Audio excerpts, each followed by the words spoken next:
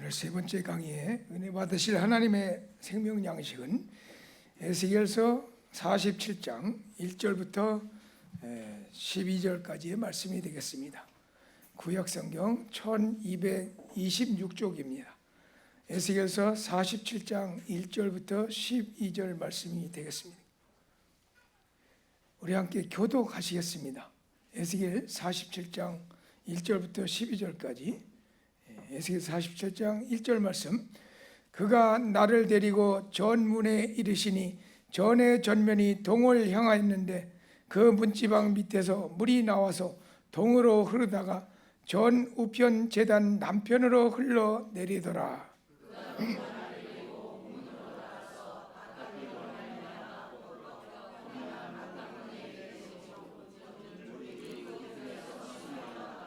그 사람이 손에 줄을 잡고 동으로 나아가며 1,000척을 청량한 후에 나로 그 물을 건너게 하시니 물이 발목에 오르더니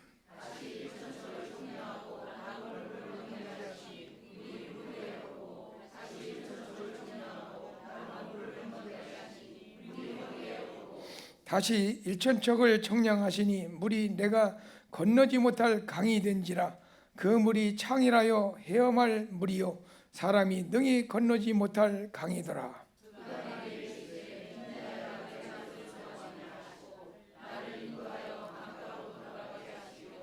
내가 돌아간즉 강 좌우편에 나무가 심히 많더라.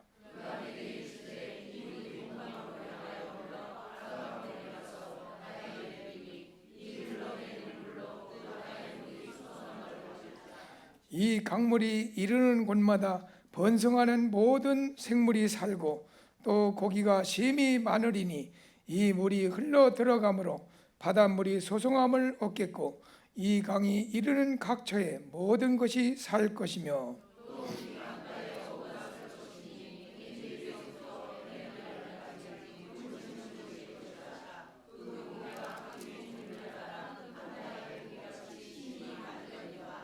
그 진펄과 개펄은 소송되지 못하고 소금 땅이 될 것이며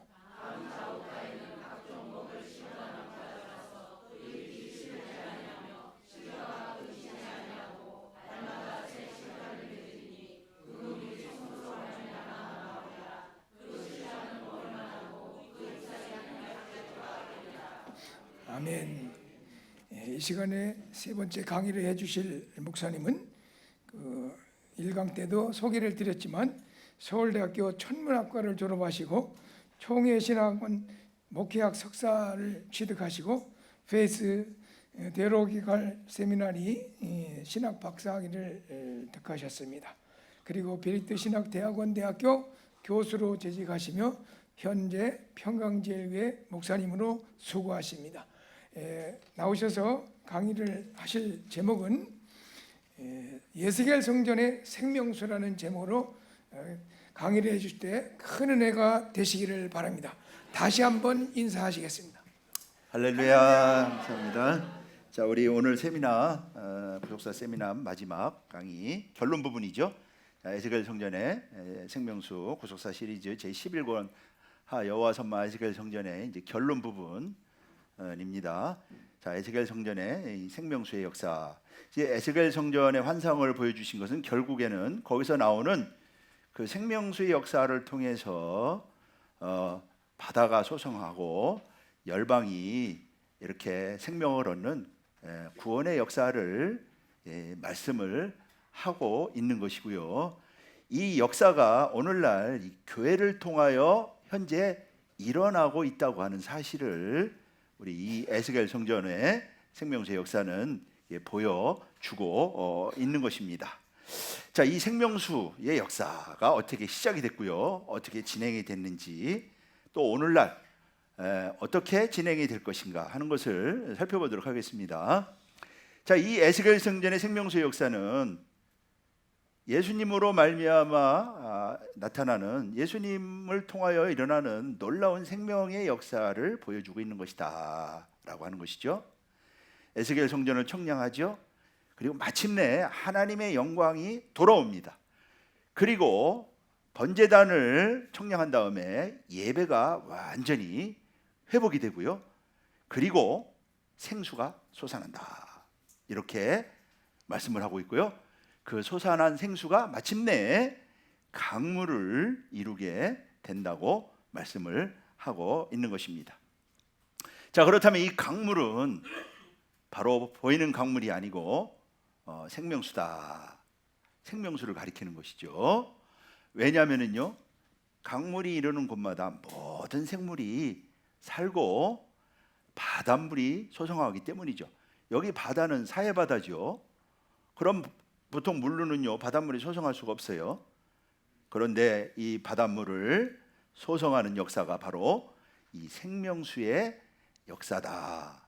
오늘 본문, 우리가 읽은 본문 에스겔 41장 9절이 강물이 이르는 곳마다 생물이 번성하고 사는 역사가 일어난다. 모든 것이 산다. 이렇게 말씀하고 있는 것이죠. 그렇기 때문에 이 강물은 생명수, 정확하게 생명수를 가리키고 있는 것입니다. 이 주님이 이 생명수에 대해서 주님이 수가성 여인을 만나서 말씀하셨어요. 내가 주는 물. 수가성 여인에게 내가 주는 물을 먹는 자는 영원히 목마르지 않고 영생하도록 솟아나는 샘물이 될 것이다 라고 에스겔 성전에 흘러나왔던 그 생명수를 정확하게 주님이 내가 주는 물이다 라고 말씀을 하였던 것이고요. 요한계시록에서는 수정같이 맑은 생명수의 강, 어린 양의 보좌로부터 나오는 맑은 생명수의 강이라고 이 에스겔 성전의 생명수의 정체를 정확하게 말씀해주고 있다라고 하는 것입니다. 자, 이 출처가 중요하겠죠. 출처. 이 출처에 대한 정확한 인식. 출처는요 매우 중요합니다. 자, 이 출처는 오늘 본문 말씀 볼 때 성소에서 나온다. 자, 처음에는요 문지방 밑에서 나온다. 이 문지방은 성전, 성소 문지방을 가리키는 것이죠. 문지방 밑에서 물이 나온다. 이렇게 말씀하고 있는데 그 원천 발원지가 바로 성소라고 하는 것을요 에스겔 47장 오늘 본문이 정확하게 말씀을 하고 있죠. 그래서 성전 문지방에서 나온 물이 이렇게 발원해서 흘러가는 것을 보여주고 있는 것이죠. 자, 그렇다면 이 생명수는요, 그러니까 성소에서 나오기 때문에 성전에서 나오는 거예요. 성전. 그래서 성전에서 나온다. 성전이 생명수의 발원지다. 자기가 마치 말씀의 근원인 것처럼 얘기하면 큰일 나는 것이죠. 이 말씀은 정확하게 성전으로부터 나온다고 하는 것을요 절대로 잊어서는 안 되고요. 그리고 이 말씀을 받기 위해서는 우리가 어디로 가야 되느냐, 어디를 바라봐야 되느냐에 대한 답도 되는 것입니다. 성전에서 나온다. 그래서 이사야 2장 2절 3절 말씀 볼 때 여호와의 전의 산, 하나님의 전, 여기가 바로 에스겔 성전을 가리키는 것이죠. 이사야는 이렇게 예언한 것이고 에스겔은 구체적인 그 하나님의 계시를 통해서 이 에스겔 성전으로 보여준 것이고요. 이사야 선지자는 말일에 세워지는 여호와의 전이라고 이사야 선지자도 똑같이 보았던 것입니다. 그러면서 하나님의 전에 이르자 말일에 열방이 몰려오면서 율법이 시온에서부터 나온다. 율법은 뭐 말씀이죠. 말씀이 시온은 바로 에스겔 성전이 있는 그 시온 산을 가리키는 것이고요. 말씀이 예루살렘에서부터 나온다고 하면서 열방이 몰려올 것이라고. 왜? 말씀의 근원지를 찾아서 오는 것이죠. 말씀의 발원지를 찾아서 몰려온다라고 말씀을 하고 있는 것이죠. 요엘 선지자는요 여호와의 전에서 샘이 흘러나온다. 모든 육체에게 성령을 부어주실 것이라고 예언했던 요엘 선지자는 샘이 하나님의 전에서 나온다고 선포했던 것입니다. 요한계시록에서는 정확하게 좀 더 근원지를 정확하게 어린 양의 보좌로부터 나온다. 이렇게 말씀하고 있죠. 어린 양의 보좌. 어린 양의 보좌는요 영광의 보좌지요. 영광의 보좌. 말씀이 육신이 돼서 이 땅에 오신 예수님 보좌에 앉으시고 그 바로 그 어린 양의 보좌로부터 나온다. 요한계시록은요 정확하게 말씀하고 있는 것이. 그러므로 생명수의 출처는요 정확하게 예수님입니다. 정확하게 예수님으로부터 난다. 우리는 그냥 심부름꾼이지. 말씀이 자기로부터 나온다? 참 착각도 엄청난 착각이고요. 그것은요 예수님 자리를 노리는 소리나 똑같은 것입니다. 말씀은 정확하게 예수님으로부터 나온다고 하는 것을 우리는 기억해야 되고요. 그래서 요한복음 7장 30절 나를 믿는 자는, 그래서 예수를 믿는 자는 생수의 강이 그 배에서 흘러난다. 이 말씀은요 우리 모두에게 해당되는 말씀이죠. 그러므로 우리가 예수를 생수의 근원으로 믿고 우리 보좌에 앉으신 어린 양으로부터 이 생수가 반드시 흘러나온다고 하는 거. 그래서 여러분들이 생수를 흘려보내는 그러한 복된 모든 통로가 되시기를 주님의 이름으로 축복하겠습니다. 생수의 사람이 되는 것이죠. 자, 이 생명수는 회복을 보여준다. 우리 구속사 시리즈 11권에서요 이 생명수의 역사는 회복의 역사를 보여주고 있는 것이다. 정확하게 회복의 역사라고 하는 것을 말씀하고 있습니다. 그럼 뭐의 회복이냐? 에덴 동산의 회복이다. 우리 박아브라 목사님께서는요 에덴 동산의 회복을 에스겔 성전이 보여주고 있는 것이다.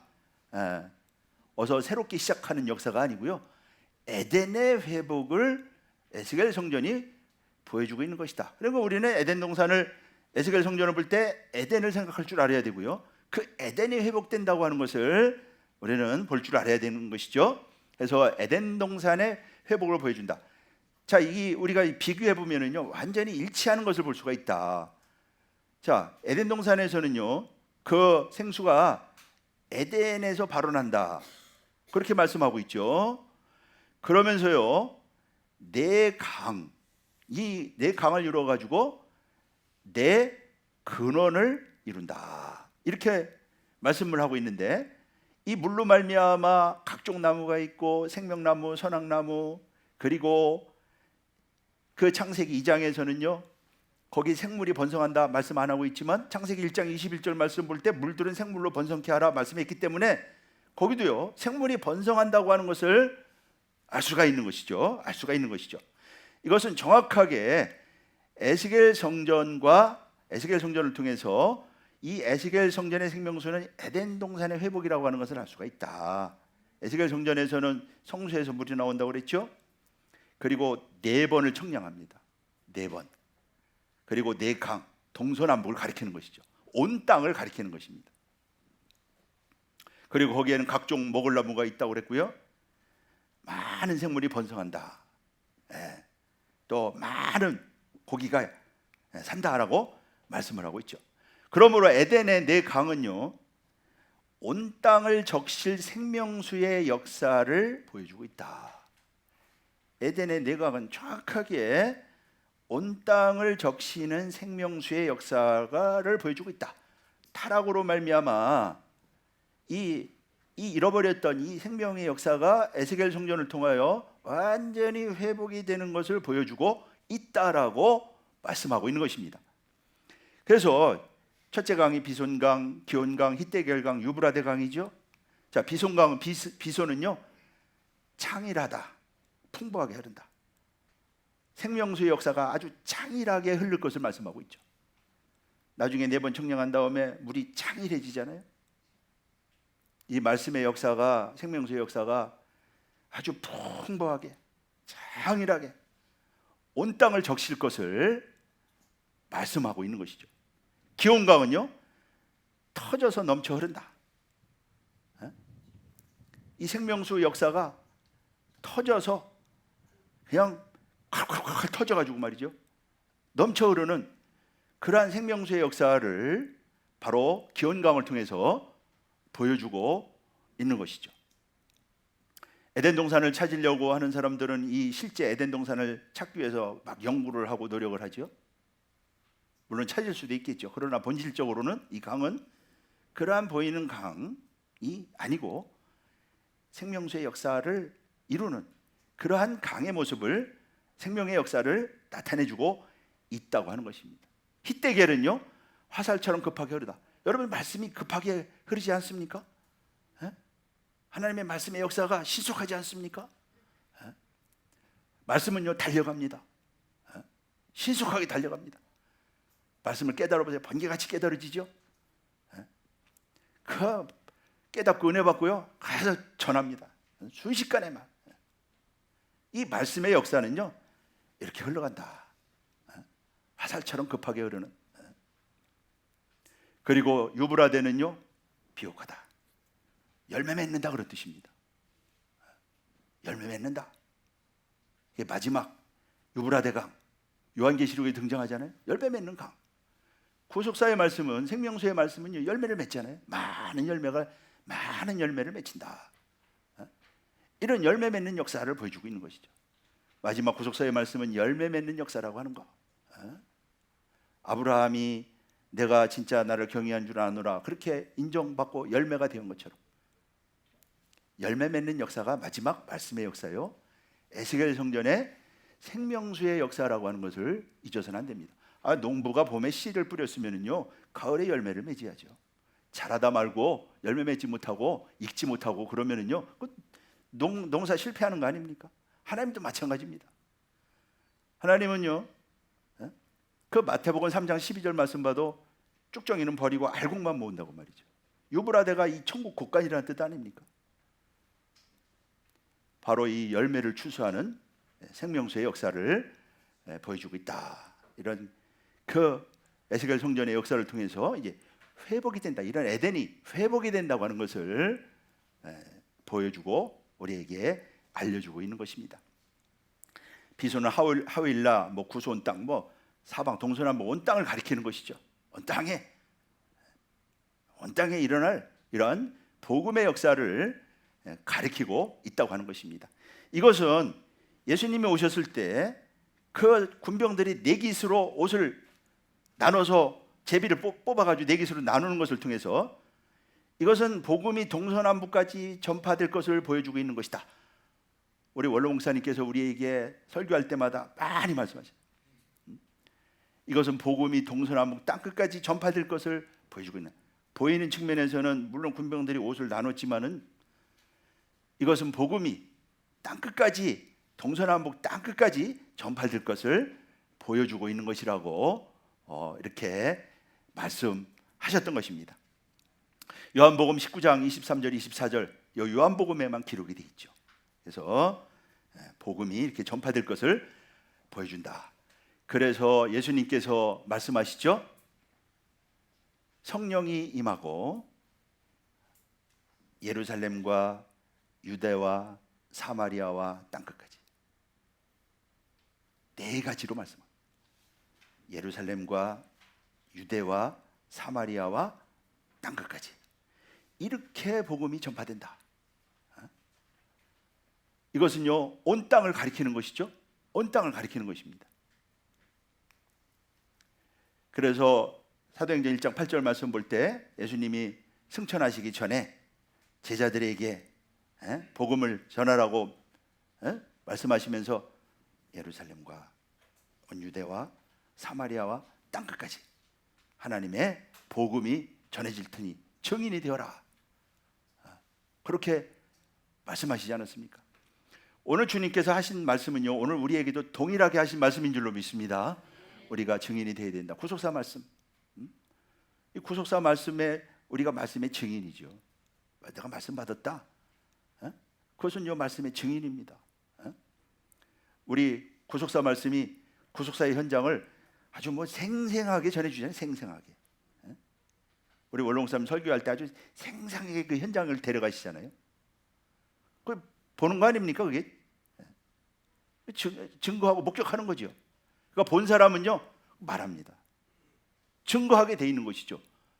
그거 말하라 하지 않아도 말하는 것이에요. 보았기 때문에. 그래서 이렇게 땅끝까지 복음을 전파되는 그런 회복의 역사를 보여주고 있다. 그래서 사도행전은 예루살렘과 유대와 사마리아 땅끝까지 복음이 전해지는 광경을 정확하게 기록을 하고 있습니다. 사도행전 6장 7절까지는 예루살렘에서 전파된 복음, 그 다음에 유대에 전파된 복음, 그리고 사마리아에 전파된 복음, 그리고 이제 이방인이 복음을 받으면서 땅끝까지 전파되는 복음의 역사를 사도행전은 정확하게 보여주고 있고요. 이렇게 복음이 전파될 것을 성경은 이미 기록하고 예수님이 말씀했어요. 이대로 성경에 기록된 대로 그렇게 복음이 전파된다. 정확하게 말씀을 하셨던 것입니다. 또한 이 생명수의 역사는 새 예루살렘에서 일어날 생명의 역사를 보여주고 있죠. 자, 에스겔 성전은 이스라엘의 회복뿐만 아니라 종말적인 마지막 구속이 완성이 되고 새 예루살렘의 도래까지 보여주고 있고요. 그 새 예루살렘 성을 통하여 일어날 그러한 생명의 역사를 또한 요한계시록에서 말씀하고 있죠. 자, 새 예루살렘, 하나님과 어린 양의 보좌 일치하지 않습니까? 에스겔 성전에서 일어나는 모든 역사와 새 예루살렘 성에서 일어나는 생명 생수의 역사가 요한계시록 21장 22장에서 일어나는 생수의 역사가 완전히 일치하고 있는 것을 보여주고 있다라고 하는 것입니다. 그래서 이러한 생명수는 어린 양의 보좌로부터 또 예수 믿는 자가 받는다. 믿는 자로부터 그 배에서 나온다. 말씀하고 있는데, 또한 요한계시록은요, 이기는 자가 죄와 싸워 이기는 자, 또 그 세상과 싸워 이기는 자가 이것을 또한 유업으로 받는다. 이렇게 말씀을 하고 있는 것이죠.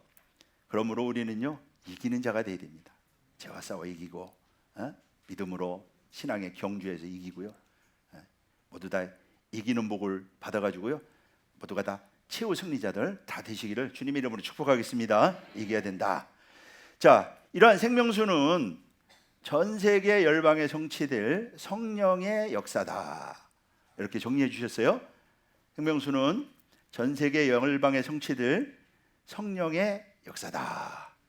자, 이 생명수 역사는 십자가의 피 묻은 복음의 역사죠. 이것은요, 에스겔 성전이 보여주고 있습니다. 자, 생명수는요, 흘러서 여기 번제단 옆으로 흘러갑니다. 이 번제단은 성전에서 본래 번제단은요, 죄를 버리는 곳입니다. 죄가 해결되는 곳입니다. 번제단을 거쳐야지만 성소에 나갈 수가 있어요. 자, 이 번제단은 정확하게 예수님의 십자가, 정확하게 십자가를 보여주고 있다. 그러므로 이 생명수는 그 정체가 뭐냐? 십자가의 피 묻은 복음이다. 십자가의 피 묻은 복음이 생명수다. 정확하게 이 생명수의 정체를 알려주고 있는 것이죠. 그래서 주님은 내 피를 마시면 산다. 내 피를 마시면 산다. 내 피야말로 참된 음료다. 그렇게 말씀을 하시고, 성찬식 때는 이것을 마셔라. 포도주를 주면서 내 피다 마시라. 이렇게 말씀을 하셨던 것이죠. 그래서 이러한 십자가의 피 묻은 복음만이 죽은 세상을 살릴 수 있다. 십자가의 피 묻은 복음만이. 그 복음을 모시고 나가는 사람은 살리는 역사를 이루는 것이고요. 그러니까 위대한 역사를 이루는 것이죠. 내가 아무리 공부하고 인격이 위대하다고 해도 이런 역사를 할 수가 있습니까? 다만 피 묻은 복음을 가지고 나간 사람은 살리는 역사를 감당한다. 위대한 역사를 이룬다. 기억하시고 이러한 위대한 역사의 주인공들 모두 되시기를요, 다시 한번 주님의 이름으로 축복하겠습니다. 살리는 사람들이 되라. 살리는 사람들이 되라. 말씀 한마디에 사는 거예요. 말씀 한마디에 사는 것입니다. 예수 믿으시오? 예수 믿으면 구원받습니다. 그 사람의 믿으면 사는 거죠. 말씀 한마디에 사는 거예요. 자, 그래서 오늘 본문 9절 말씀 볼 때 이 물이 살린다. 그리고 그 물이 흘러가는 그 대상은 죽은 바다다. 사해같이. 사해는 얼마나 소금기가 많은지 거기 생물이 살지 못하는 곳이잖아요. 우리가 사는 세상이 바로 이런 곳이죠. 거기에 그 바다를 살리는 생명은 복음밖에 없다. 피 묻은 복음밖에 없다. 라고 정확하게 우리에게 알려주고 있는 것입니다. 그리고 이 생수는 결국 성령을 가리킨다. 하나님의 성령을 가리킨다. 성령의 역사라고 말씀하고 있죠. 주님이 요한복음 7장 38절 39절 초막절에 하신 말씀이죠. 초막절에 물을 길어넣는 행사가 있는데 그것을 보시면서 주님이 바로 생수의 근원이심을 말씀하시면서 나를 믿는 자는 생수의 강이 흘러난다 하면서 그 생수는 바로 성령이라고 정확하게 말씀을 하고 있는 것이죠. 생수의 강, 바로 하나님의 성령인 것입니다. 그러므로 이 복음의 역사는 성령의 역사죠. 성령의 역사는요, 복음의 역사예요. 그리고 바로 말씀의 역사죠. 성령의 역사는요, 우리는 성령의 역사, 말씀의 역사 따로 생각하는데 성령의 역사는 말씀의 역사예요. 왜 그렇습니까? 말씀이 성령의 말씀이죠. 우리에게 주신 계시의 말씀 전부 다 성령께서 하신 말씀입니다. 성령의 말씀이에요. 그렇기 때문에 성령의 역사라는 얘기는 말씀의 역사고요. 말씀의 역사는 그 성령의 역사다. 말씀의 역사에 성령이 없으면 그 말씀은 지식입니다. 그것은 우리 학교 강단에서도 배울 수 있는 거예요. 그러나 교회는요, 그렇지 않다고 하는 것이죠. 성령의 역사는 복음의 역사요, 말씀의 역사라고 하는 거. 내가 주는 물을 먹는 자는 영원토록 솟아나는 샘물이다. 말씀을 가리키는 거 아닙니까? 구약에서요, 물은 말씀을 가리킵니다. 시편 1편에 보면은 그 복 있는 사람은 하면서 말씀을 묵상하는 사람은 시냇가에 심은 나무와 같다. 말씀을 물에다 비유하고 있잖아요. 바로 말씀이 바로 신령한 물이라고 하는 거, 말씀의 역사를 보여주고 있다고 하는 거. 또 에베소서에서도 하나님의 말씀, 성령의 검이라고 그랬죠. 성령의 검이라고 이렇게 표현하고 있습니다. 그리고요, 엔게디부터 에네글라임까지 금을 치는 곳이 된다. 이거 아주 중요한 말씀을 하고 계시죠. 자, 이런 말씀의 역사가 궁극적으로 향하는 곳이 어디인지를 보여주고 있다. 자, 여기서는요, 엔게디는요, 뭐 여기 지도에서 이제 보실 수가 있죠. 그리고 이제 에네글라임 사이에 있는 실제 이제 지명 이름이고요. 여기는 우리 구속사 시리즈 11권에서는 여호와 삼마에서는 30km 정도 되는 그러한 거리라 이렇게 말씀을 하고 있는데, 거기가 금을 치는 곳이 될 것이다 이렇게 말씀을 하고 있죠. 뭐 보이는 고기 잡는 그물을 말씀하지 않겠죠. 사이에 고기도 없을 뿐만 아니라 이것은요, 천국 운동을, 이것이 천국 운동이다. 에스겔서에 나오는 그물 치는 운동은 천국 운동이라고 주님이 친히 말씀했습니다. 마태복음 13장 47절 48절이 말씀하고 있죠. 천국은 마치 바다에 금을 치고 물고기를 잡는 것과 같다. 각종 물고기를 모으는 그물과 같다. 천국을 이렇게 말씀하시죠. 우리는 천국 하면은요, 우리 가야 되는 나라 뭐 이런 것만 생각하는데 주님이 말씀하시는 천국은요, 고기 잡는 거, 신령한 고기 잡는 게 천국이다. 그렇게 천국을 말씀하고 있죠. 이것은 천국을 이루어가는 그 과정을 말씀하고 있는 것이죠. 천국을 어떻게 건설해 가는지, 천국을 어떻게 세워나가는지를 사실은 말씀을 하고 있는 것이죠. 천국운동, 고기 잡는 것입니다. 그게 천국운동이다. 그게 아버지의 일이고 하나님 나라의 일이고, 물고기를 잡는 것과 같다. 그래서 주님은 오셔서 제자들을 사람을 낚는 어부로 부른 것은요, 바로 이 말씀에 근거해서 그렇게 사람을 낚는 어부로 불렀다라고 하는 것입니다. 베드로하고 요한이 고기 잡을 때 사람을 낚는 어부가 되겠다 하면서 부르잖아요. 이 어부로 부른 거예요. 에스겔 성전의 말씀. 그래서 두 제자만 그렇게 부른 것이 아니고 12제자를 다 그렇게 부른 것이고, 오늘날 구속사 말씀을 받은 하나님의 백성된 제자된 성도도 역시 사람을 낚는 어부다. 그거는 뭐 12제자만 할 일이 아니잖아요. 예? 하나님의 성령을 뭐 12제자에게만 부어줬습니까? 모든 육체에 다 부어줬잖아요. 예? 구약에는요 선지자들만 성령을 받았어요. 그런데 예수님이 오셔가지고요 모든 육체에게 다 성령을 부어줬다. 예? 어마어마한 사건이죠. 옛날에 선지자면은 하나님의 사람이라고 그래서 존중해서 하나님의 뜻을 물으러 갈 때 선지자에게 가서 묻고 그랬잖아요. 선지자, 왕 이런 분들이 기름 부음을 받고 성령을 받았는데 이제는 모든 육체에게 하나님의 성령이 임했다. 그래서 복음을 그래서 구원의 은혜를 입은 생명수의 은혜를 입은 그 제자들과 같은 성도는요 누구나 다 사람을 낚는 어부라는 거. 사람을 낚는 어부라고 하는 거. 그거 잊어서는 안 된다. 그리고 사람을 낚는 어부처럼 놀랍고 위대한 일이 어디 있습니까? 사람을 낚아가지고 살리는 거 아닙니까? 그것처럼 위대한 일이 어디 있어요? 내가 복음을 전하는 것만큼 위대한 일이 어디 있습니까?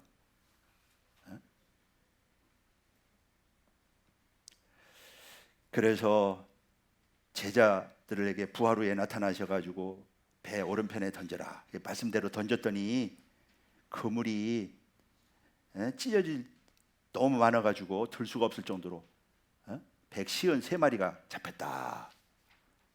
그것은요 천국운동을 보여주고 있는 것이다. 제자들을 통해서 일어날 천국운동을 보여주고 있는 것이고 우리가 말씀대로 말씀을 믿고 나가서 그 말씀대로 행할 때 저와 여러분들도요 이러한 많은 고기를 낚는 신령한 어부가 돼서 많은 고기 하나님 앞으로 드리는 복된 역사가 있을 줄로 믿습니다. 네. 자, 이 생명수의 역사는 그런데 이제 작게 시작해서 점점 흥황하여 간다라고 하는 것이요. 작게 시작한다. 오늘 본문 말씀 보면은요, 스미어 나오더라. 성소에서 나온 물이 이제 성소 동양안 문에 가서 보니까 문 오른쪽에서요, 스미어 나오더라 그랬습니다. 스미어 나오더라. 여기 스미어 나온다라고 하는 말은 파카는요 똑똑 떨어지다. 하여튼 뭐 좀 졸졸 흐르다 그런 뜻도 있어요. 또 뭐 솟구치다 그런 뜻도 있고요. 그러니까 작게 시작했다라고 하는 것입니다. 사실은 복음의 역사는요 작게 시작했습니다. 작게. 예수님이 유대 베들레헴에 오시고요. 성경은 갈릴리에서 시작했다. 복음의 역사는 갈릴리에서 시작됐다. 성경이 이렇게 말씀하고 있죠. 갈릴리에서 예수님이 회개하라 복음을 전파함으로 시작되었죠. 자, 지금부터 강의하는 내용은 교재에 없어요. 교재 뒤적뒤적 하지 마세요. 요 화면 보세요. 그 교재에는 간략하게 이렇게 해놓고 상세한 설명은 여기 화면에 있으니까 화면에 보세요. 자, 그래서 거대한 생명수 복음의 역사는 갈릴리에서 시작이 됐다. 사도행전이 말씀하고 있죠.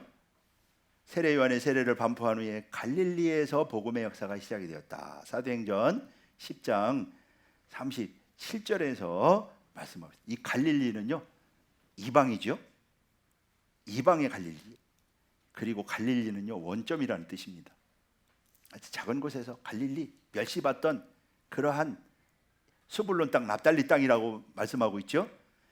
갈릴리에서 시작된 복음의 역사를 성경은 이렇게 증거하고 있습니다. 흑암에 앉은 백성이 큰 빛을 보았다.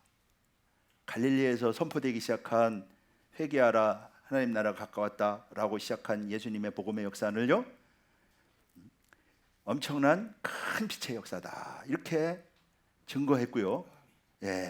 그 말씀을 대로 주님이 이루었다. 이사야 말씀을 이루었다라고 말씀하고 있는 것이죠. 자, 첫째는요.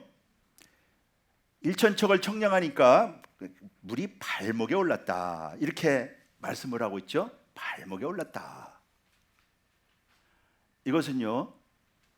자, 처음에 성령을 받은 것은요. 120명이었어요. 120명이 마가 요한의 다락방에서 오순절날 성령을 받아서 복음을 전파하기 시작했습니다. 물론 뭐 사도들이 제일 앞장섰죠. 복음을 전파하기 시작을 할 때 놀라운 역사가 일어나죠. 온 예루살렘이 회개합니다. 온 예루살렘이 회개하죠. 베드로의 첫 설교예요. 회개가 일어나죠. 예루살렘이 회개합니다. 그러면서요, 우리가 어찌할꼬 하면서 수많은 사람들이 세례를 받죠. 이때 120명으로 시작된 이 복음의 역사가요, 그 베드로의 설교를 통해서요 3,000명이 회개하고 세례를 받습니다. 3,000명이. 그리고 그 안진뱅이를 날 때부터 안진뱅이를 고친 사건 때문에 놀라운 역사가 일어나게 되고요, 더욱더 복음이 확산이 되면서요, 이때 베드로의 설교를 듣고 또 남자의 수가 5,000명이나 되었다. 남자의 수가 5,000이니까 뭐 여자가 더 많죠, 사실은. 그러니까 이게 얼마나 지금 폭발적으로 지금 늘어나고 있는 하나님의 말씀이, 생명수의 역사가 얼마나 놀랍게 일어나고 있어요. 그리고요, 사도행전 6장 7절에서는 나중에 심히 많아졌다. 예루살렘에 믿는 자의 수가 심히 많아졌다. 이렇게 증거를 하였던 것입니다.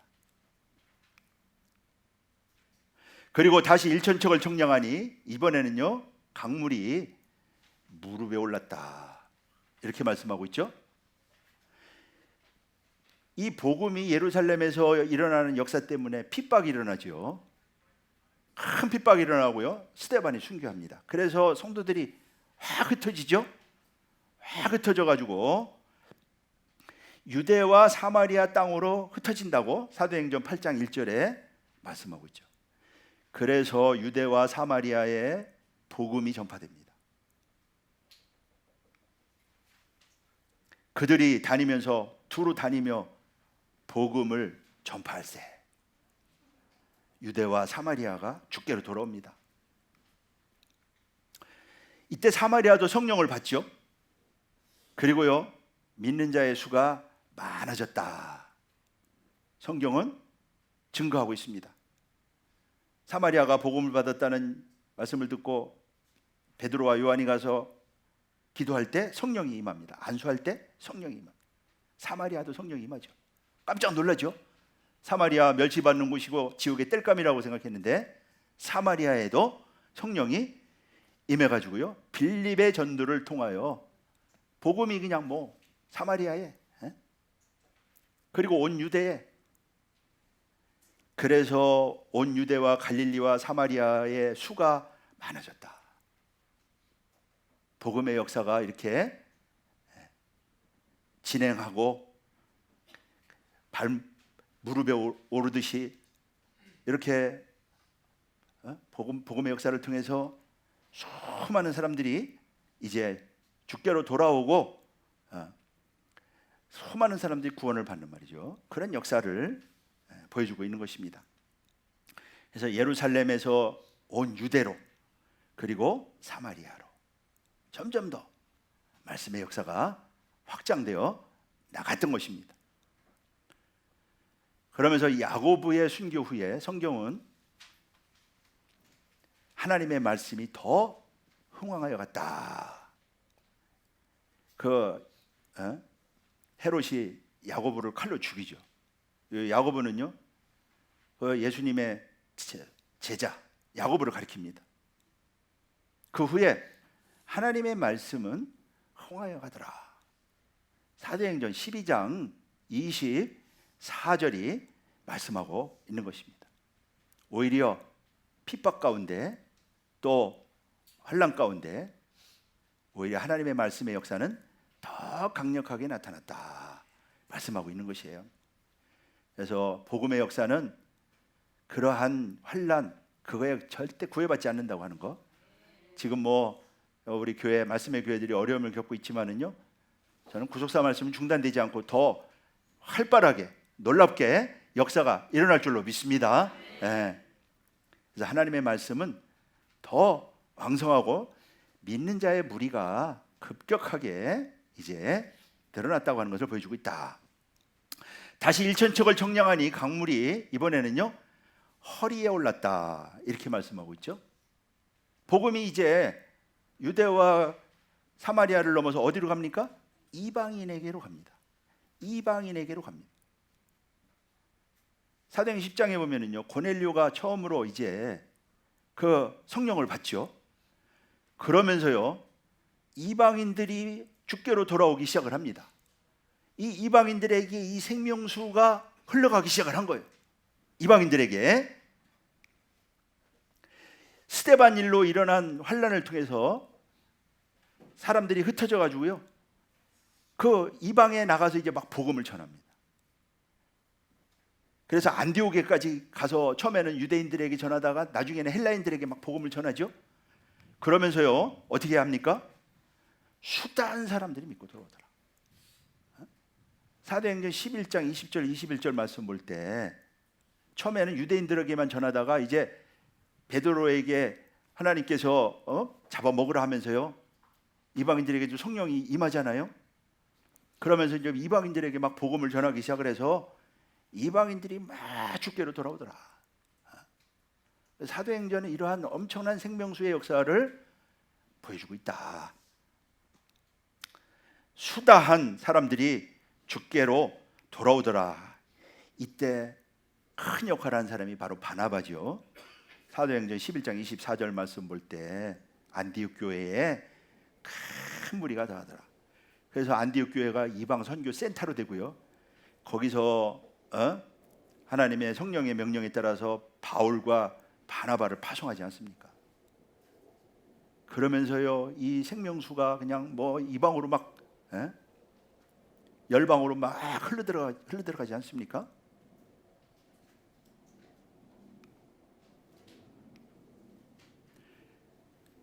뭐 우리가 더 말할 필요가 없죠. 바울의 복음 전파를 통하여 얼마나 놀라운 역사가 있는지. 성경에는요 바울의 1차, 2차, 3차 전도 여행을 통해서 일어나는 엄청난 생명의 역사와 그 구원의 역사가 성경에 아주 상세하게 기록이 되어 있습니다. 이 모든 것들이 이미 에스겔서에 다 기록이 돼 있었던 내용들이다. 그래서 바울의 복음 전파를 통하여 주께로 돌아온 역사가 있었고요. 그래서 성경은 수가 늘어났다. 이러한 사실을요 생명수의 역사를 사도행전 16장 5절에서는요 수가 더 늘어났다. 교회가 믿음이 더 굳어지고 수가 날마다 더해갔다. 날마다니까 얼마나 대단합니까? 바울이 에베소에 가서 복음을 전할 때요 그 복음의 소문이요 그 에베소뿐만 아니라 사방에 다 퍼졌습니다. 다 퍼졌어요. 1년 6개월 거기 머물면서요 복음을 가르쳐가지고 거기에 탄생한 아시아 7 교회들이 탄생하고 어마어마한 그런 복음의 역사가 일어났다. 사도행전 19장 20절 말씀 볼 때 말씀이 힘이 있어 흥왕하여 갔다. 말씀이 힘이 있어 흥왕하여 갔다. 이게 어떤 역사입니까? 복음의 역사. 십자가 피 묻은 복음의 역사, 성령의 역사였고요. 이 마지막 때도 구속사의 말씀이 이러한 역사를 반드시 일으킨다고 하는 거 여러분들 다시 한번 깨닫고 확신을 가지고 말씀을 전할 때 저와 여러분들을 통하여 이런 엄청난 생명의 역사가 일어날 줄로 믿습니다. 구속사의 말씀, 살리는 말씀이라고 하는 것이죠. 그리고요 마지막 단계에는요 말씀이 급속하게 확장이 됩니다. 다시 일천척을 청량하니까 사람이 능히 건너지 못할 강이 되었다. 창이랄 물이고 사람이 능히 건너지 못할 강이 되었다. 이것은 복음이 이제 사도 바울이 그 로마에 압송되잖아요. 거기 가서 복음을 전할 때 그 복음을 전파하되 그 많은 사람이 없었다. 결국에는 로마가 굴복하지 않습니까? 그리고 성경이 기록이 다 안 돼 있지만 바울을 통해서 또 다시 한번 4차 전도 여행이 또 있잖아요. 나중에 베드로도 로마에 가서 복음을 전하죠.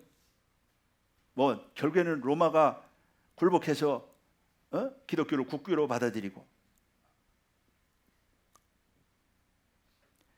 이렇게 말씀이 마지막에 가서는요 급격히 확장이 되었다. 처음에 예루살렘에서 시작된 복음이 유대로, 온 유대로, 그리고 사마리아를 넘어서 열방으로 복음의 역사가 일어났다.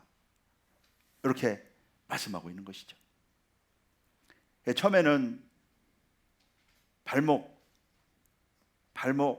무릎, 허리 이렇게 올라오던 역사가 급격하게 헤어말 물이 되었다 말씀하고 있는 것이죠.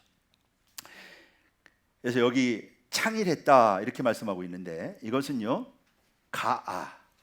이것은요 장엄하다. 복음의 역사가 아주 장엄하게 사도 바울을 통한 복음의 역사, 사도들을 통한 복음의 역사, 스데반, 빌립, 또 거기 성령 받은 사람들을 통한 그 복음의 역사, 장엄하다. 장엄한 역사다. 그리고 영광스럽게 되고 그 복음의 역사는 승리한다고 하는 것을 보여주고 있는 것입니다. 그래서 생명수 말씀의 역사는 어떻게 하고요? 반드시 승리한다. 그리고 영광을 받는다. 그렇게 된다고 하는 것이. 이 말씀 전하는 일이 얼마나 영광스럽고 승리가 보장된 일이죠. 승리가 말이죠. 원로 목사님 그런 말씀하셨어요. 내가 한 사람 전해서 구원하면은 하나님이 내 죄 싹 사해 준다고 말이에요. 그런 말씀하셨어요. 그래서 이 사실을 하박국 선지자는 물이 바다를 덮은 같이 여호와 영광을 인정하는 것이 세상에 가득한다. 급격하게 늘어난 것을 보여주는 거 아니에요? 여호와의 영광을 인정하는 것이 세상에 가득하다. 우리는 이 비전을 이루기 위해서 달려가야 될 줄로 믿습니다. 우리 사도 바울도 이 비전에 사로잡혀 가지고 목숨 아까워하지 않고 그 자기 사명을 다한 거예요. 이 비전. 사도 바울은요 분명히 알고 달려갔습니다. 말씀의 역사를요 알고 달려갔어요. 그래서 물이 바다를 덮은 같이 하나님의 말씀이 온 세상에 가득할 날이 온다. 가득할 날이 온다. 열방이 몰려온다라고 하는 말을 다르게 표현하면 이렇게 표현하는 것이. 근데 이것이 뭐 그냥 앉아서 되는 게 아니잖아요. 그런 전파하는 자가 없이 어떻게 듣겠느냐. 전파를 통해서 일어난다라고 하는 것이죠. 이사야 11장 9절 말씀 볼 때 여호와라는 지식이 세상에 가득할 것이다. 또 새 언약이 성취되는 순간이죠. 예레미야 31장 34절에 보면은 예수님이 오셔서 새 언약을 세웠는데 작은 자로부터 큰 자까지 다 나를 아는 순간은 새 언약이 성취되는 순간이에요. 그런 때가 온다. 그러한 일을 위하여 우리 주님께서 불러주신 줄로 믿습니다. 그러한 일을 위해서 우리가 밥을 먹고 있는 것이고요. 우리를 하나님의 자녀 삼으셨다고 하는 거. 그리고 종말에 이 복음이 누구에게요? 모든 민족에게. 주님은 사실은 모든 민족에게가 아니라 온 세상에 전파된다. 그때 뭐가 온다? 끝이 온다. 그때 끝이 온다. 그러니까 복음이 다 전파되지만 구속사가 완성이 되는 것이고요. 우리는 마지막 때를 살아가고 있다고 그렇게 믿고 있습니다. 마지막 때 할 일은 바로 복음을 전파하는 일이라고 하는 것, 그것이 바로 구속경륜입니다. 하나님의 계획에 돼 있는 일이고요. 또 그것을 이루기 위해서 하나님께서는 우리를 다 불렀다고 하는 거 꼭 기억하시고 이러한 역사를 이루는 모두가 되시기를 주님의 이름으로 축복하겠습니다. 이제 마지막 결론은요. 우리 결론을 여호와 삼마로 맺어 주셨어요. 여호와 삼마 요거 말씀. 자, 이렇게 생명행수의 역사를 말씀하신 다음에 여호와 삼마의 축복을 주셨어요. 여호와 삼마. 자, 이 에스겔 48장 35절은 에스겔 성전의 마지막 말씀이죠. 그날 이후로는 하나님께서 거기 계시다라고 한다. 이 모든 것들이 사실은 하나님이 함께 하심으로 이루어지는 일이죠. 자, 그날은요 바벨론에서 포로돼서 예루살렘을 돌아오는 날이지만 궁극적으로는 마지막 이제 완성의 날을 이제 가리키는 것이죠. 하나님 나라가 완성되는 그날을 가리키는 것이고요. 자, 그런데 이 여호와 삼마가 어디냐면요, 속된 땅에 선포되었죠. 성전은 에스겔 성전에 거기 제사장 거기 분깃에 있는데 여호와 삼마는요 어디요? 속된 땅. 속된 땅은 속된 땅이 아니고 무슨 땅이라고 그랬어요? 일상적인 우리가 일하는 땅. 그 땅은요 일하는 땅을 가리키는 거죠. 거기에 하나님이 계시다. 그러니까 하나님의 관심사는 어디에 있는 거예요? 일하는 데 있다. 하나님의 마음은 일하는 데가 있다. 그거를 알아야 됩니다. 그러니까 일하는 사람이 복 있는 사람이고요, 일하는 사람이 여호와 삼마의 복을 받은 줄로 믿습니다. 여호와 삼마는 다른 말로 말하면 뭐 임마누엘 아닙니까? 임마누엘 말이죠. 임마누엘이 거기 있다. 그게 여호와 삼마 아닙니까? 하나님이 함께하면 끝난 거죠. 뭐 하나님이 함께하면 다 되는 거죠. 하나님이 함께하시기 때문에 바로 하나님이 함께하는 우리 봉덕 은혜교회가 여호와 삼마의 교회가 될 줄로 믿습니다. 우리 목사님들이 사역하는 교회가 바로 여호와 삼마의 축복을 받은 줄로 믿습니다. 왜요? 생명수를 통해서 살리기 위해서, 살리는 역사를 이루기 위해서.